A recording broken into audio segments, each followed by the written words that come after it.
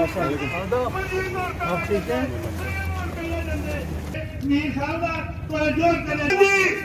तो मेरे साथियों तुझे वादा करना तुझे उन्हें नहीं मैं इन्हें सदे के मैं तुम्हारे को जुदा ना मैं ये गल बैठ चुके हैं योर से प्लीज उनके साथ इस्तेमाल जी और मेरे गेट बना के एकदम अल्ताफ बुखारी जिंदाबाद।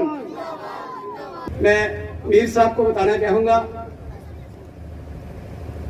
सर आप तो मंत्री रहते हुए सब कुछ देखा है यहाँ, लेकिन हीरानगर जो है ये हमारी कॉन्स्टिट्यूंसी जो है ये दो हिस्सों में तकसीम है।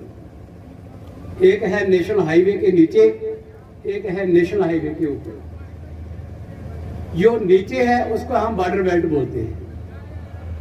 आए दिन कोई दिन ऐसा नहीं होता जिस दिन पाकिस्तान की तरफ से फायर नहीं होता और लोग परेशान नहीं होते, डिस्टर्ब होते हैं। बहुत ही मुश्किल से लोग जो है वो बॉर्डर पे रह पाते हैं, लेकिन फिर भी गोलियों की परवाह ना करते हुए फिर भी वो बॉर्डर के ऊपर डटे हुए हैं। लेकिन सर थोड़ा सा लोगों के साथ एक इंसाफ नहीं हुआ। हम चाहते हैं कि ये नेशनल हाईवे जो है इसके लोअर साइड की जो बॉर्डर है तो पूरे का पूरा बॉर्डर एरिया डिक्लेयर होना चाहिए। ये मेरी डिमांड है। मैं यह भी बुखारी साहब आएंगे मैं बात करूंगा। सर ये इसलिए बात कह रहा हूँ कि जब बॉर्डर के लोग माइग्रेशन होते हैं तो हीरानगर उनको अपनी गोद में बिठाता है, चिड़वाल के लोग उनको अपनी गोद में बिठाते हैं, रायबाग के लोग अपनी गोद में बिठाते हैं, हीरानगर के लोग उनको खाना देते हैं। अगर 2 महीने भी बॉर्डर बंद रहती है तो मेरे ख्याल से बॉर्डर वाले लोग सुखी रहते हैं और ये लोग दुखी रहते हैं कि क्योंकि कहीं हमारे लोग कहीं भूखे न रह जाएं, कहीं भूखे ना सो जाएं, कहीं इनको कोई पानी के बिना न रह जाए। तो सर मैं चाहता हूं कि ये एक बड़ी जेन्युइन डिमांड है हमारी, ये आना चाहिए।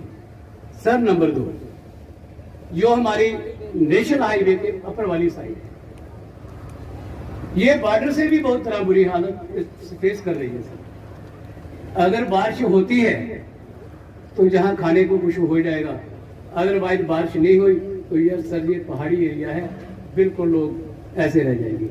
और यहाँ भी 2 ऐसे स्टेशन हैं, जैसे हमारे सांदी है, ये डींगा के ऊपर है, सुराड़ा है, यहाँ फायर होता है। जो बॉर्डर की है वही हालत इनकी है कि आए दिन वो आर्मी वाले फायर करते हैं, बच्चे पढ़ नहीं पाते। सबसे ही भी अगर कोई देखा जाए तो जो डिस्टर्ब तहसील है पूरे एरिया के अंदर तो वो हीरानगर है। मैं चाहता हूं कि मैं बुखारी साहब से भी रिक्वेस्ट करूंगा, साहब अपनी टीम की तरफ से, पूरी टीम की तरफ से, कि सर मैं एक दिन पहले भी बात की थी। सिंह शान खतरिया से, शोभा सिंह दियाला चक से, राजकुमार दियाला चक से, डिंगाम से, दियाला चक से, विनोद कुमार,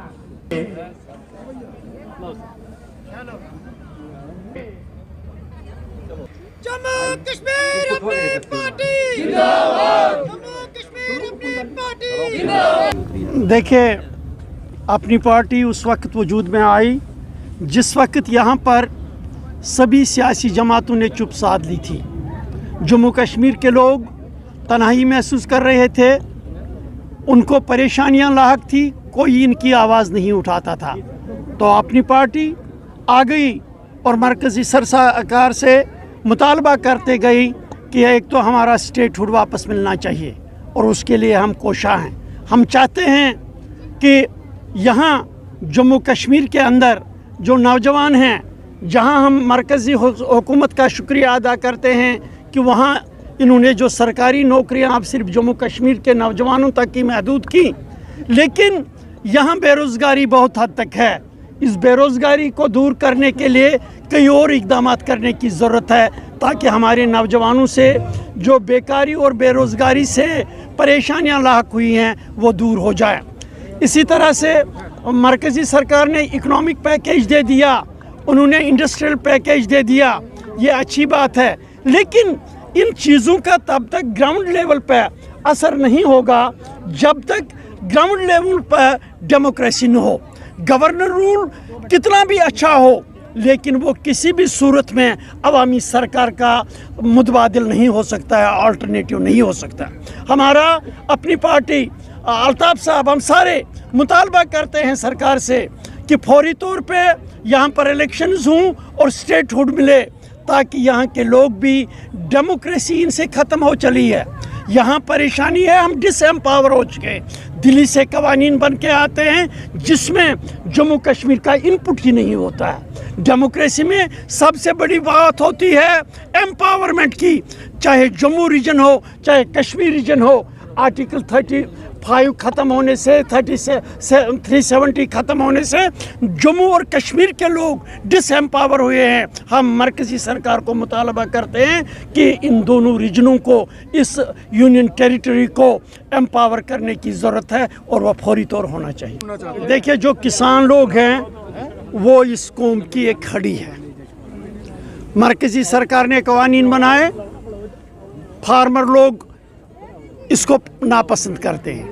अपनी पार्टी बिलीव्स कि न ये सरकार की तरफ से आना का सवाल होना चाहिए, न फार्मर्स की तरफ से आना का सवाल होना चाहिए।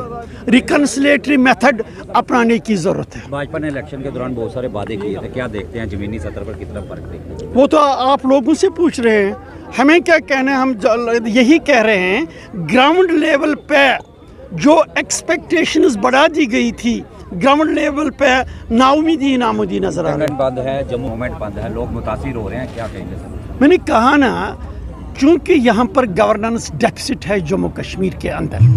गवर्नर कितना भी अच्छा हो, यह अवामी सरकार का मुतबादिल तो नहीं हो सकता है। जो ग्राउंड लेवल पर लोगों की प्रॉब्लम्स हैं वो बढ़ गई हैं, कम नहीं होंगी। इसका इलाज है अवामी हुकूमत। जब तक अवामी हुकूमत कायम नहीं होगी, वी आर सफरिंग। और इसीलिए जब हम बार बार ये मुतालबा करते हैं कि हमें स्टेटहुड मिलना चाहिए और इलेक्शंस होने चाहिए, वो इसी के लिए हम कहते हैं कि यहाँ पर गवर्नेंस डेफिसिट है। Governance in real sense, there is no governance at all.